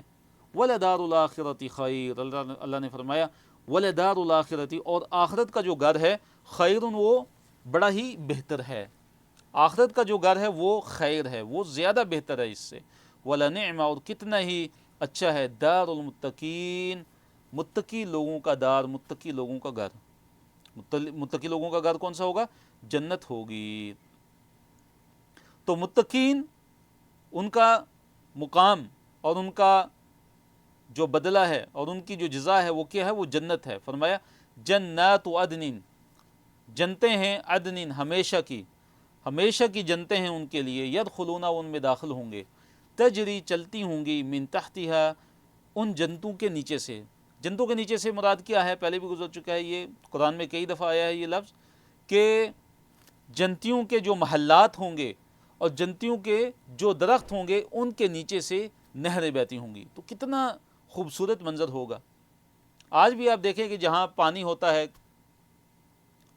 مثلا ایک کنارے پہ جو آبادی ہو اور آگے نہر جا رہی ہو، آگے سمندر ہو، تو وہ کتنا خوبصورت منظر ہوتا ہے. تجری من تحتی الانہار، کہ اس کے نیچے سے، ان جنتوں کے نیچے سے نہریں بہتی ہوں گی. لہم فیہا، لہم ان کے لیے ہوگا، فیہا اس میں، جنت میں، ما یشاؤن جو وہ چاہیں گے. جنت میں ان کے لیے وہ کچھ ہوگا جو کچھ چاہیں گے ان کو جنت میں ان کو ملے گا، مل کر رہے گا. کذالک اسی طرح، یجزی جزا دیتا ہے، جزا یجزی، یجزی فعل مضارع ہے اور کمزور چپ رہے، ضرب یضرب سے، جزا اس کا ماضی اور یجزی مضارع.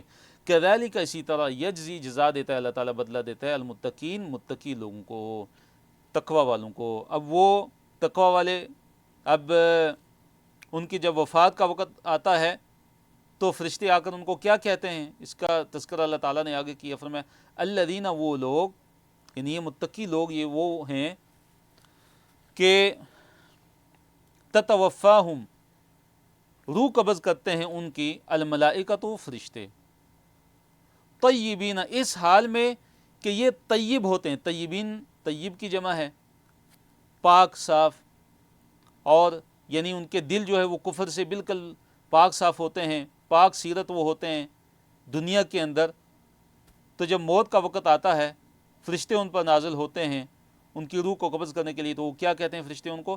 یقولون، ان کو کہتے ہیں سلام علیکم، تم پر سلامتی ہو، تم پر سلامتی ہو. ادخلوا الجنت، تم جنت میں داخل ہو جاؤ. کس وجہ سے؟ بما، سبب اس کے کہ جو تم تھے، تعملون، عمل کرتے، اس عمل کی وجہ سے، ان اعمال کے سبب جو تم دنیا میں بہترین اعمال، نیک اعمال، اللہ تعالیٰ کی اطاعت، اللہ تعالیٰ کی فرمانبرداری جو تم کرتے رہے ہو، اس کے سبب تم جنت میں داخل ہو جاؤ. تو اس سے کیا پتہ چلا کہ جنت میں داخل ہونے کے لیے ہم نے عمل کرنا ہے، جنت میں داخل ہونے کے لیے نیک اعمال ہم نے کرنے ہیں. اللہ تعالیٰ نے جو فرائض ہم پر مقرر کر دیے ہیں، ہم ان فرائض کو ادا کرنے والے بن جائیں. اور اللہ تعالیٰ کی جو نواہی ہیں، جن چیزوں سے اللہ تعالیٰ نے ہمیں منع کیا ہے، ہم ان سے بچنے والے بن جائیں، ہم ان سے اجتناب کریں، ہم ان سے بچ جائیں. تو یہ ہے تقویٰ، اور یہ ہے انجام اہل تقویٰ کا، کہ ان کو موت کے وقت بھی ان کو خوشخبری دی جائے گی کہ ادخلوا الجنت بما کنتم تعملون، جنت میں داخل ہو جاؤ اس کے بدلے میں جو تم دنیا کے اندر نیک عمل کیا کرتے تھے. اب کیا ہے کہ یہ جو ظالم لوگ ہیں ان کا تذکرہ ہے، دوبارہ سے ان کا آیا ہے کہ کیا یہ جو ظالم لوگ ہیں یہ کس چیز کے انتظار میں، کیا اس چیز کے انتظار میں ہیں کہ ان کے پاس فرشتے آ جائیں ان کی روح کو قبض کرنے کے لیے. فرمایا حل ینتظرون، حل سے مراد یہاں پہ ہے لا، یعنی لا کے معنی میں، نہیں وہ انتظار کرے. یہ جو ظالم لوگ ہیں یہ تو نہیں انتظار کرتے، مگر الا، مگر کس چیز کا انتظار کرتے ہیں؟ ان، یہ کہ تأتیہم، کہ آ جائیں ان کے پاس. اتا یأتی، آنا کے معنی میں ہے، اور تأتیہم، تأتیہ فعل مضارع ہے. الملائکہ، تو ملائکہ، یہ نہیں انتظار کرے مگر اس بات کا کہ اب ان کے پاس فرشتے آ جائیں جو ان کی روح قبض کریں. او یأتی، یا آ جائے، امر ربی کا، اے نبی صلی اللہ علیہ وسلم آپ کے رب کا امر، آپ کے رب کا امر آ جائے. کیا اس چیز کے انتظار میں ہیں یہ لوگ، یا یہ فرشتوں کے انتظار میں یہ بیٹھے ہوئے ہیں کہ فرشتے آئیں اور ان کی روح کو قبض کریں؟ تو اللہ تعالیٰ کا جو امر ہے جس کا اللہ نے ذکر کیا، یا تھی امر ربی، کس سے مراد کیا ہے؟ اللہ تعالیٰ کا عذاب، یہ قیامت. یا اس چیز کے انتظار میں کہ اللہ تعالیٰ کا عذاب آ جائے ان پہ، اللہ کے عذاب کے منتظر ہیں، یہ قیامت کے منتظر ہیں. پھر فرمایا کذالک، اسی طرح، فعل الذین، فعل کیا، الذین، ان لوگوں نے، من قبلہم، جو ان سے پہلے تھے. یعنی جو تکذیب ہے ان سے پہلے کے جو لوگ تھے انہوں نے بھی اسی طرح تکذیب کی رسولوں کی، کہ جیسے یہ لوگ تکذیب کر رہے ہیں.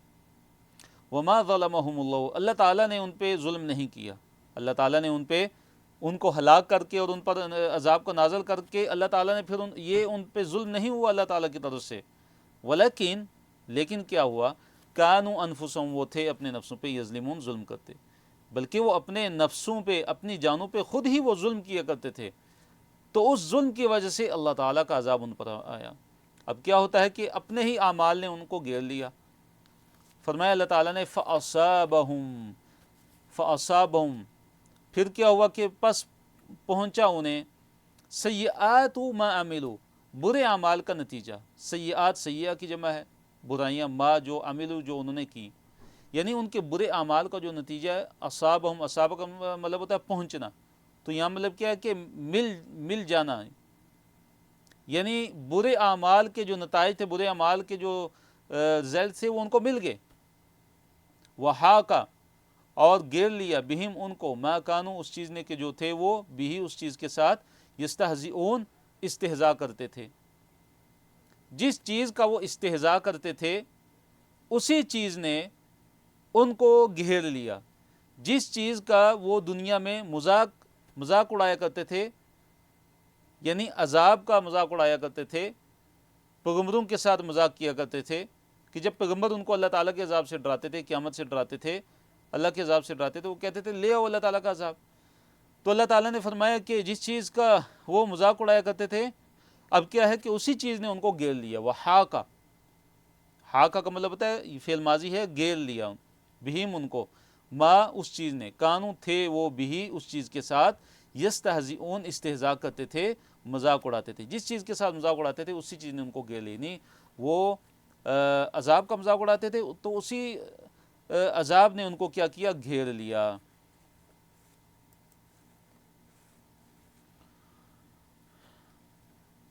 یہ آج کا ہمارا آخری صفحہ ہے، سورہ النحل، صفحہ نمبر 271، پارہ نمبر 14، اور اس میں آیت نمبر 35 سے 42 تک ہے۔ وقال الذین اشرکوا، اب مشرکین کا ایک اعتراض، مشرکین نے کیا کہا، پہلوں کی طرح انہوں نے جو ہے نا اپنے شرک کی باطل دلیل جو ہے وہ پیش کی۔ جس طرح پہلے لوگوں نے اپنے شرک کے اس بات، اپنے شرک کو صحیح ثابت کرنے کے لیے دلیل دی، اسی طرح ان مشرکوں نے بھی اپنے شرک کو درست ثابت کرنے کے لیے دلیل دی۔ وہ دلیل کیا ہے؟ اس آیت کے اندر ہے ان کی دلیل مشرکین کی، کہ ہم شرک کیوں کرتے ہیں۔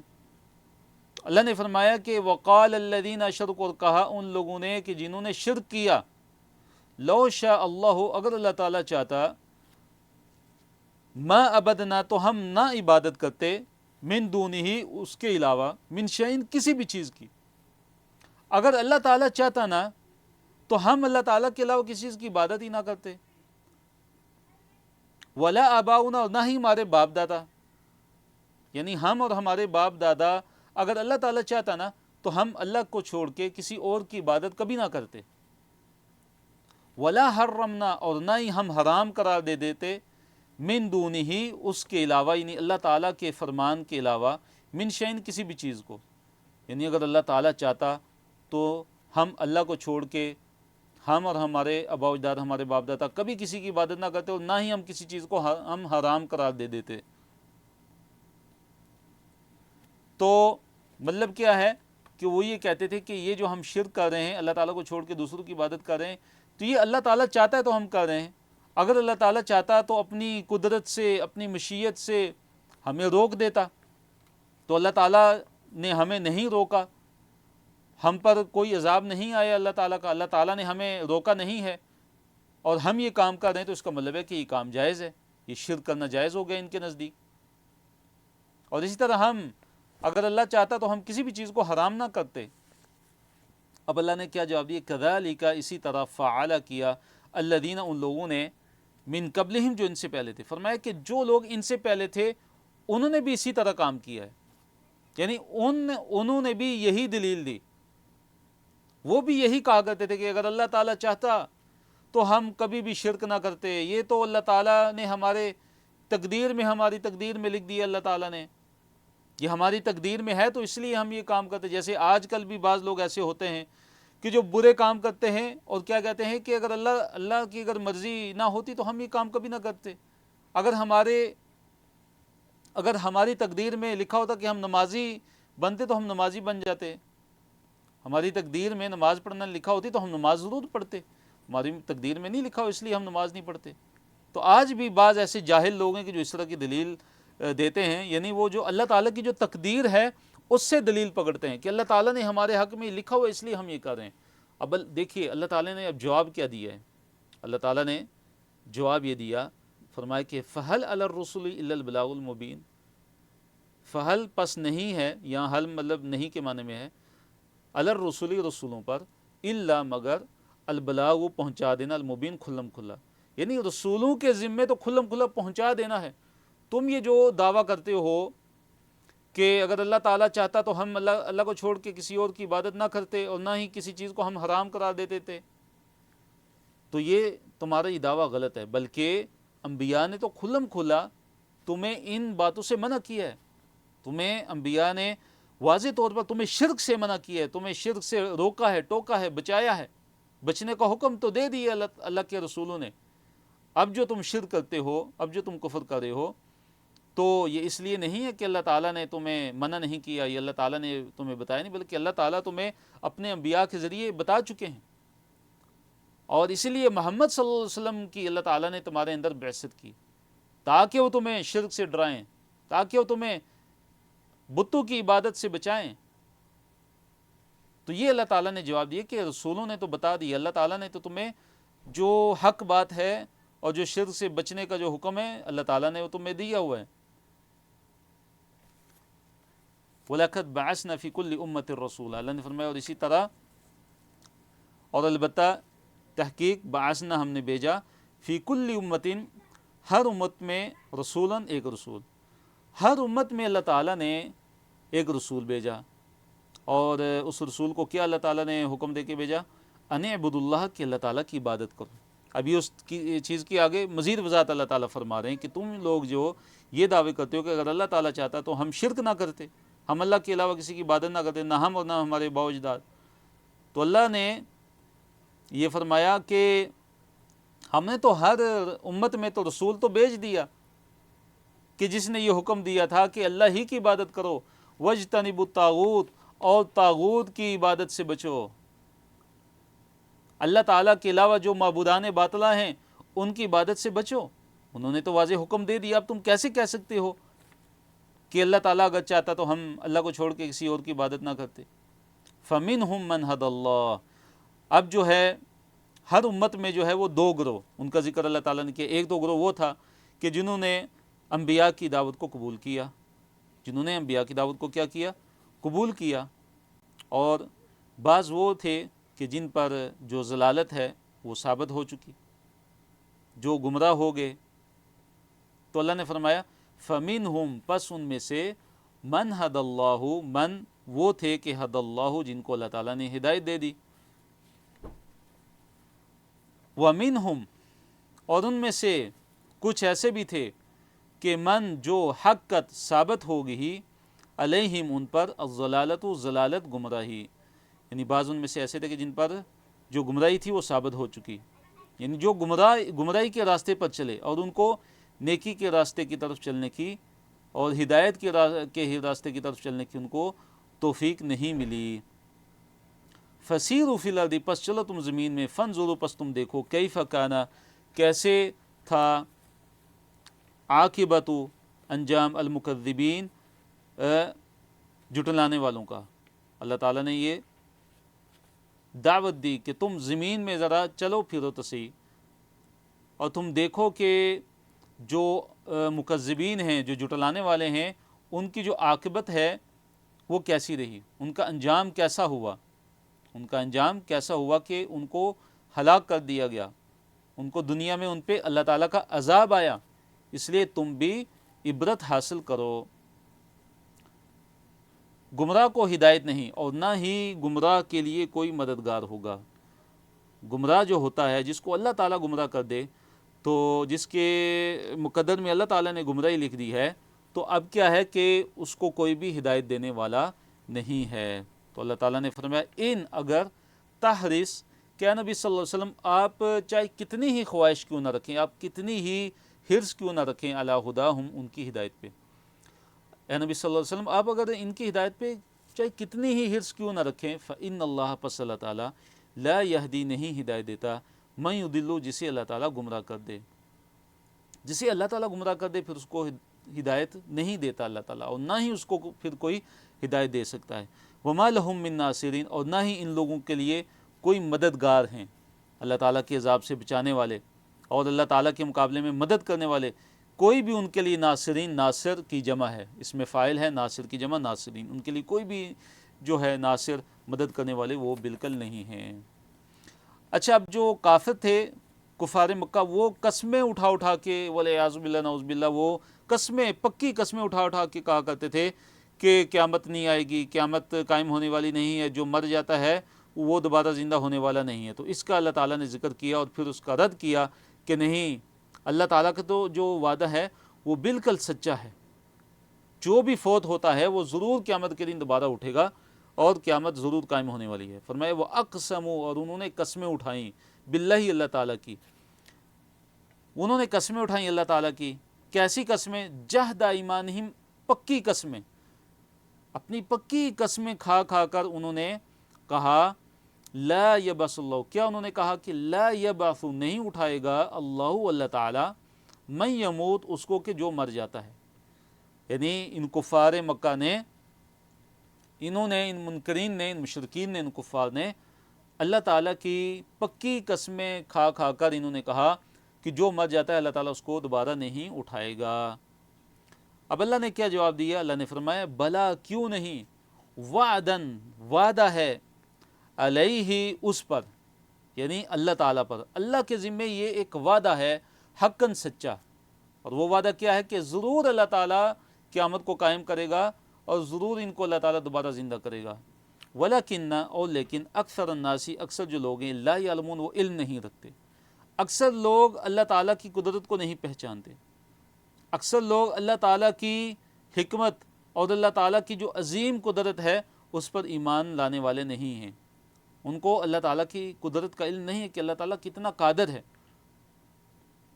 اور پھر اللہ تعالیٰ نے آگے قیامت کے قائم ہونے کا جو مقصد ہے وہ ذکر کیے کہ اللہ تعالیٰ کیوں قیامت کو قائم کریں گے، اللہ تعالیٰ کیوں آخرت کا دن اللہ نے رکھا ہے، اس کا کیا مقصد ہے. فرمایا لیبین لہم، تاکہ وہ ان کے لیے واضح کر دے، تاکہ وہ اللہ تعالیٰ ان کے لیے کیا کر دے، واضح کر دے ان لوگوں کے لیے.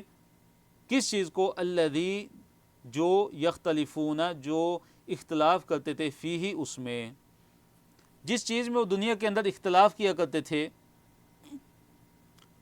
تاکہ اللہ تعالیٰ قیامت کے دن ان کے لیے واضح کر دے، ان کے لیے کھول کر بتا دے انہیں کہ دنیا کے اندر تم یہ اس چیز میں اختلاف کرتے تھے تو یہ حق تھا، یہ سچ تھا، کہ توحید یہ سچ تھا، اللہ تعالیٰ کی وحدانیت کا عقیدہ یہ سچا عقیدہ تھا، رسولوں پر ایمان کا عقیدہ سچا تھا. اس کے مقابلے میں جو شرک تھا وہ جھوٹ تھا، وہ باطل تھا، تاکہ اللہ تعالیٰ ان کے لیے واضح کر دے کہ اس چیز کو جس میں یختلفون فی، جس میں وہ کیا کرتے تھے، وہ آپس میں اختلاف کرتے تھے. وَلِيَعْلَمَ، اور تاکہ جان لیں، الَّذِينَ، وہ لوگ، کفروا، جنہوں نے کفر کیا.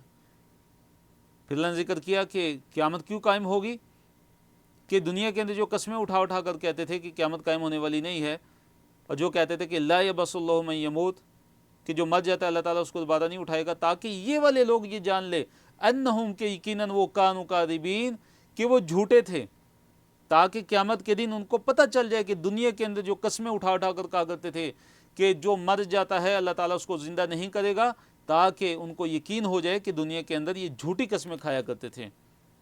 انما، اب اللہ تعالیٰ نے ذکر کیا کہ تم قیامت کے بارے میں تم شک کرتے ہو، اے کفار، اے مشرکین، تمہیں قیامت کے بارے میں شک ہے، تم اس کے بارے میں جھگڑتے ہو، اس کے بارے میں بحث و مباحثہ کرتے ہو، حالانکہ ہماری قدرت کا تو یہ حال ہے کہ جب ہم کسی چیز کا ارادہ کرتے ہیں تو ہم صرف کن کہتے ہیں تو وہ کام ہو جاتا ہے.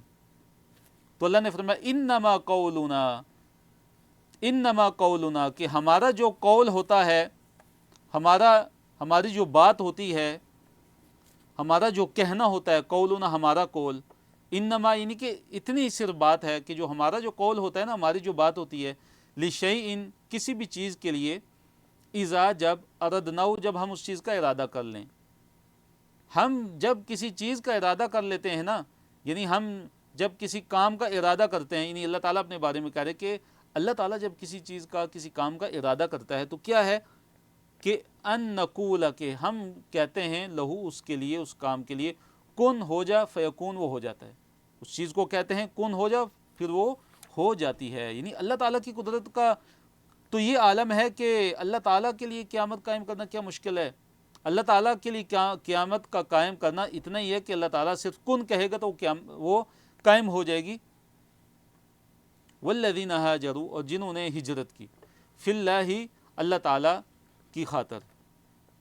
اب مہاجرین کا ثواب ہے، اس کا بیان ہے کہ جو مہاجرین ہیں جو اللہ تعالیٰ کی خاطر، اللہ تعالیٰ کے دین کی خاطر، اللہ کے رسول صلی اللہ علیہ وسلم کی خاطر اور اسلام پر عمل کرنے کی خاطر، اہل جو کفر ہیں، جو دار الکفر ہے، اس سے وہ ہجرت کر کے اپنے وطن کو وہ چھوڑ کر اس جگہ پر جاتے ہیں کہ جہاں پہ وہ اللہ تعالیٰ کی صحیح طرح عبادت کر سکیں، اللہ تعالیٰ کی اطاعت اور فرمانبرداری کرنے میں ان کے لیے کوئی مشکل نہ ہو. تو جو لوگ اللہ تعالیٰ کے لیے ہجرت کرتے ہیں ان کا ثواب اللہ تعالیٰ نے اس آیت میں ذکر کیا. فرمایا والذین، اور جو لوگ ہاجروا، جنہوں نے اپنے وطن کو چھوڑا، ہجرت کی، فی اللہ، اللہ تعالیٰ کی خاطر، اللہ تعالیٰ میں، فی اللہ لفظ مطلب ہے اللہ تعالیٰ میں، مطلب اللہ تعالیٰ کی خاطر، من بعد اس کے، ما جو ظلموا، ان پر ظلم کیا گیا. ظلموا پیسیو وائس ہے، تو ظالمہ یظلموا یہ ایکٹیو وائس ہے، اور ظلموا پیسیو وائس ہے مجہول. کہ ظلم ہونے کے بعد جنہوں نے اپنے وطن کو چھوڑا اللہ تعالیٰ کی خاطر، تو اللہ تعالیٰ ان کو کیا عطا فرمائیں گے؟ فرمایا لَنُبَوِّئَنَّهُمْ، ہم ضرور ان کو ٹھکانہ عطا فرمائیں گے، ہم ضرور ان کو ٹھکانہ عطا فرمائیں گے، فی الدنیا، دنیا میں، حسنتاً، اچھا، ہم ضرور ان کو دنیا میں بہترین اور اچھا ٹھکانہ ان کو عطا فرمائیں گے. تو اس سے مراد کیا ہے؟ اچھا ٹھکانہ ان کو ہم دیں گے دنیا کے اندر. اس سے مراد رزق طیب بھی ہے، اور بعض مفسرین لکھے اس سے مراد مدینہ ہے، کہ جنہوں نے ہجرت کی بعد میں مدینہ میں اللہ تعالیٰ نے ان کو ٹھکانہ عطا فرمایا. اور اس کے بعد دیکھیے اللہ تعالیٰ نے صحابہ کو دنیا کے اندر کتنی حکومت عطا فرمائی. مصر ان کے زیر نگیں ہو گیا، فارس، اسی طرح عراق، اسی طرح شام کے علاقے اللہ تعالیٰ نے فتح کیے اور ان کو عطا فرمایا ایمان کو، صحابہ کرام کو. تو یہ تو دنیا میں ان کا اجر ہے. فرمایا وَلَأَجْرُ الْآخِرَةِ، اب آخرت کا اجر ان کے لیے کیا ہے؟ فرمایا وَلَأَجْرُ الْآخِرَةِ، اور یقیناً جو آخرت کا جو اجر ہے اکبر، وہ سب سے بڑا ہے. جو آخرت کا اجر ہے وہ سب سے بڑا ہے. لَوْ كَانُوا يَعْلَمُونَ، کاش یہ جانتے ہوتے، کاش وہ لوگ جانتے ہوتے، لو، کاش، کانو یعلمون، وہ جانتے ہوتے، یعنی جنہوں نے ہجرت نہیں کی، جنہوں نے ہجرت نہیں کی اور جو ایسے ہی بیٹھے رہے. اللہ تعالیٰ نے فرمایا کاش اگر وہ لوگ جانتے ہوتے تو وہ کبھی بھی پیچھے نہ رہتے، پھر وہ بھی ہجرت کرتے، لیکن ان کا ایمان نہیں. الذین صبروا، اب اہل ایمان کی یہ جو مہاجرین ہیں، جو اللہ تعالیٰ کی رضا کی خاطر، اللہ تعالیٰ کی خاطر اپنے وطن کو چھوڑنے والے ہیں، ان کی اور اللہ تعالیٰ نے صفت بیان کی. فرمایا یہ کون لوگ ہیں؟ کہ الذین صبروا، کہ جنہوں نے صبر کیا، وعلی ربہم یتوکلون، اور انہوں نے، یہ وہ لوگ ہیں کہ جنہوں نے اپنے رب پر توکل کیا، جنہوں نے اپنے رب پر توکل کیا، یہ وہ جنہوں نے صبر کیا اور اپنے رب پر توکل کرتے رہے. الحمدللہ اللہ تعالیٰ کے فضل سے آج کا ہمارا سبق جو ہے یہاں پہ لیسن کمپلیٹ ہوتا ہے. اللہ سے دعا اللہ تعالیٰ ہمیں عمل کرنے کی توفیق عطا فرمائے، اور قرآن کے اندر غور فکر اور اس پہ تدبر کرنے کی توفیق عطا فرمائے. اور اس سے سب سے بڑھ کے کیا ہے جو ہم پڑھتے ہیں فلا تتذکرون فلا تذکرون، ہم پڑھتے ہیں فلا تعقلون فلا تتفکرون، کہ ہم اس قرآن کے اندر غور و فکر کریں، تدبر کریں، تفکر کریں اور اس سے نصیحت حاصل کریں، اور ہم پھر اس کو اپنی عملی زندگی کے اندر بھی لائیں اور اس پہ عمل کریں. اصل جو چیز ہے وہ کیا ہے کہ قرآن کی تلاوت اور اس پہ غور و فکر، اس پہ تدبر، اور پھر اس پہ عمل ہے کہ ہم اس پہ عمل کرنے والے بن جائیں. تو اچھا سیکھنے اور کورس سے بھرپور فائدہ اٹھانے کے لیے آپ روزانہ کا سبق دہرائیے، اسی طرح ساتھ ساتھ لکھیے اور نوٹس بھی مکمل کیجیے، اور جو پڑھتے ہیں اس کو کسی کو پڑھانے کی کوشش کریں. کفار مجلس کی دعا پڑھیں. سبحانک اللہم و بحمدک، اشہد ان لا الہ الا انت، استغفرک و اتوب الیک، وآخر دعوانا ان الحمد للہ رب العالمین.